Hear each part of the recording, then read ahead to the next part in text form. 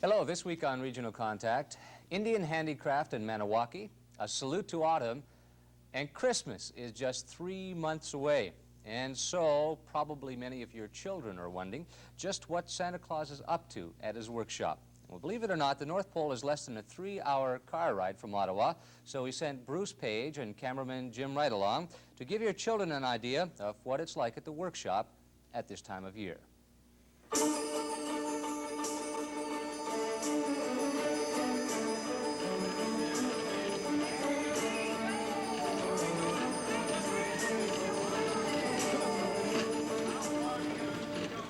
Traveling through New York State one day, I came across 3 children who were on their way to see Santa Claus.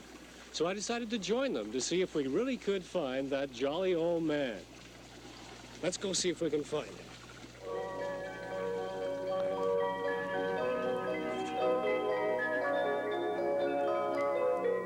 Hiking through the Adirondack Mountains, we came to a clearing, and through the trees, we saw Santa exercising his reindeer. He welcomed us with an enthusiastic wave, and after he'd put his sleigh away, we snuck up on him, relaxing under a tree. Look what's under the tree here, smoking his old pipe. Who's this? Well, hello, Joe. And this is Robin. I'm glad to meet you. And this is Kelly. Hello, Mr. Bruce. Hello, Santa Claus. You gonna take us on a little journey through your workshop? Oh, let's go. I'm ready if you are. I sure am.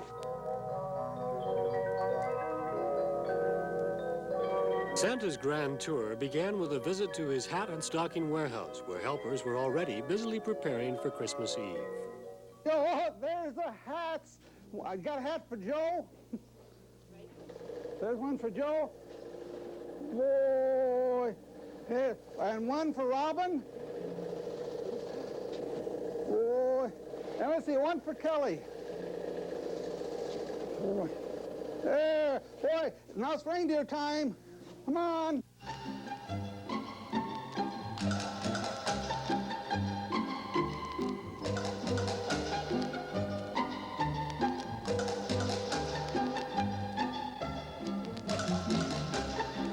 Santa has many animals at his workshop, including more than 30 reindeer, but only his famous flying team beds down in the special red-roofed barn.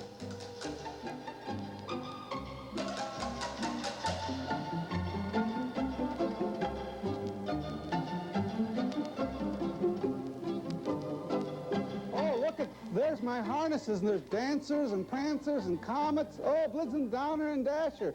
You have any questions, Kelly? Oh, the lead ones are Dasher and Dancer. Hey, look, there's Rudolph. Hi, Rudolph. Hi. Maybe you'd like to feed them, huh? Yeah. Whoa. You feed them? And you too? Whoa. There's another one, Joey. Mr. Bruce, maybe you'd like to feed one too, huh? Wouldn't mind a bite myself. Well, there, Joey. See, he doesn't even bite, does he? See, you notice he doesn't have his red nose because it's not a cold, foggy, wintry night. It's a nice summer afternoon.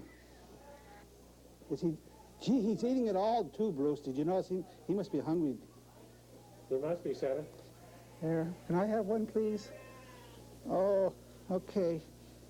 Rudolph is nice for me to pet. He is, isn't he? He's a nice Oh. Here, Rudolph. Rudolph, you got some. Here, Rudolph. Ooh, look how his nose is shining. We're getting ready for Christmas Eve. Here, Rudolph. Here, Rudolph. Rudolph. He says his tummy's full. So let's go and feed the other animals that Farmer Brown has in his yard, okay? Come on. Come on, Mr. Bruce, Robin, and Kelly. You ready, Joe?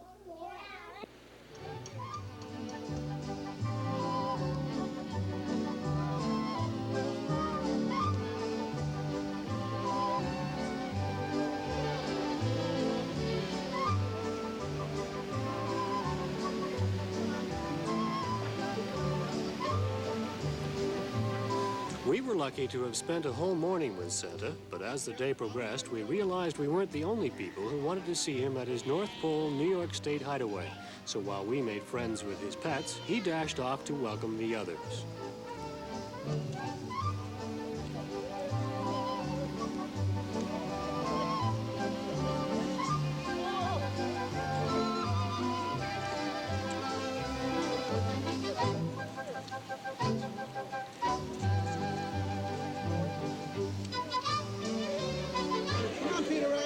Thousands of children visit Santa at his workshop every year. If the young ones enter having any doubts about whether he's real, they go away believing, for a while longer at least, because this man is everything they've ever been told about what Santa is really like.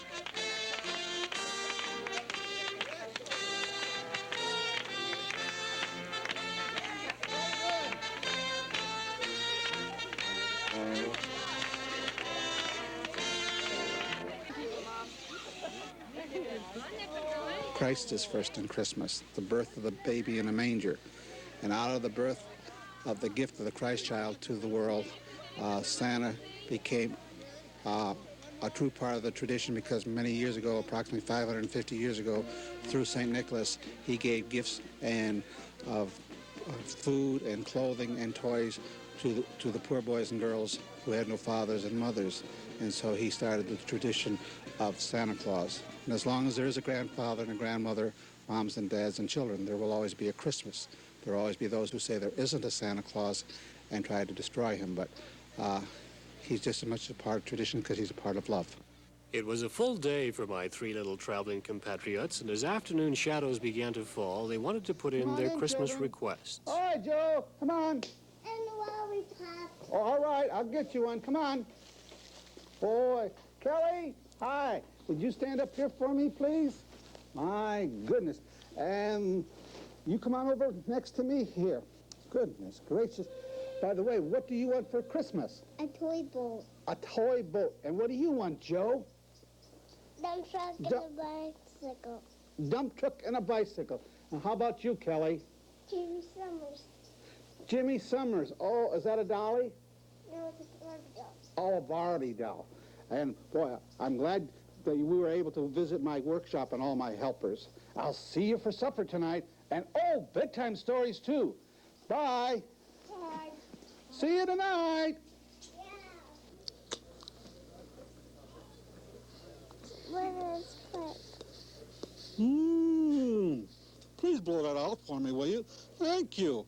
This is a story about Joe, and it's a story for children who won't learn to read until next year.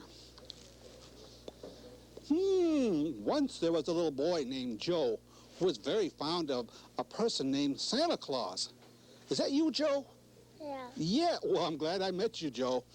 And not just because Santa Claus brought him so many fine presents either.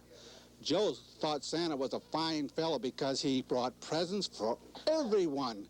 He thought Santa was a brave fellow because he raced across half the world, no matter how the wind blew or how the snow swirled. Now, it happened that Joe went to the department store to see Santa Claus, and Joe found that Santa Claus had a cold. Dear me, Joe felt very sad, and he thought of all the children who would be waiting for Santa Claus. Oh, Santa Claus does not really have a cold. The Santa you saw at the department store was one of his helpers, and he will soon be well again. Well, who am I? Santa. Oh, I'm glad you know which one I am. Well, of course, Joe was sorry that Santa's helper had a cold, but he was very glad that Santa himself was well and strong and able to make the long dash across half the world. You noticed Joey. At first he was hesitant, and then all of a sudden Joey became very, very close and warm because he could relax, and he found that Santa was real. He wasn't just something stuffed in a suit sitting waving at somebody, that he has a heart and he has feelings.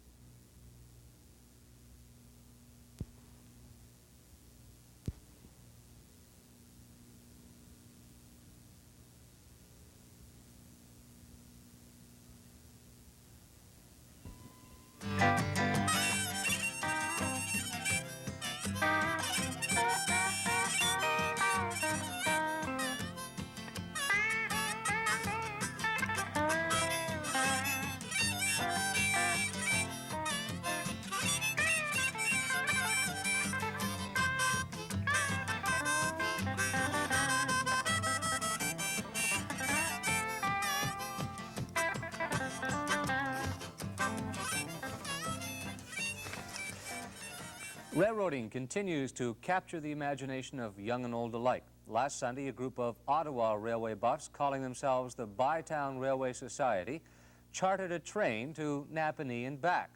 Cameraman Jim Wright and reporter Bruce Page went along and brought back this story of the journey as seen through the eyes of a boy named Blake.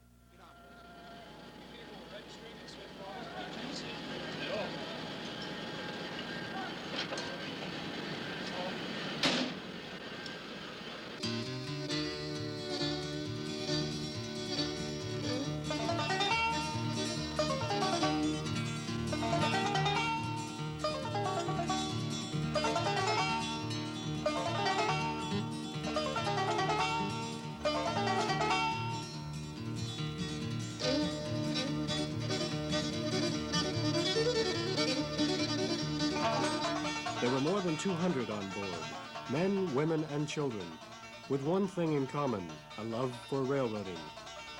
Blake's love for railroading grew out of his fascination with model electric trains. Heredity might have played a part, too. Well, it started about 2 years ago when we were on an excursion like this. I guess it was because of my grandfather working on the railway. He was the conductor until they took the passenger service off, and then he was brakeman. His grandfather had told him many stories of life on the rails, but the conductor on this train had no tall tales to tell, just a little insight into human nature. How long have you been working for the railway? 30 years. Have you been a conductor all the time? No, a conductor about 18 years. Have you ever worked in the engine? Yeah, I rode the engines. Have you ever been in any steam engines? Have you ever been in steam engines? Oh, yeah, lots of steam engines. Which do you prefer most, steam or diesel? Steam. Which do you think is easier to operate? Oh, diesel. Which do you think is cleaner? Well, the diesel's a lot cleaner. Which do you like better? Oh, I like the diesels. Have you always been the head conductor? No, I haven't been a conductor all the time. I had to be a brakeman first, then work my way up. What were your jobs when you were a brakeman? Oh, switching trains and cars all over the place. What are your jobs now? Well, I'm a conductor on a freight pool, but I got this job today as spare off the pool. So when you're in the pool, what do you do? Well, I run the freight trains from Belleville, Toronto, Montreal. Which do you like better, the freight trains or the passenger trains? Well, I like the freight trains a lot better than the passenger trains. Do you have any reasons why? Yeah, well, you got to put up with a lot of people on passenger trains.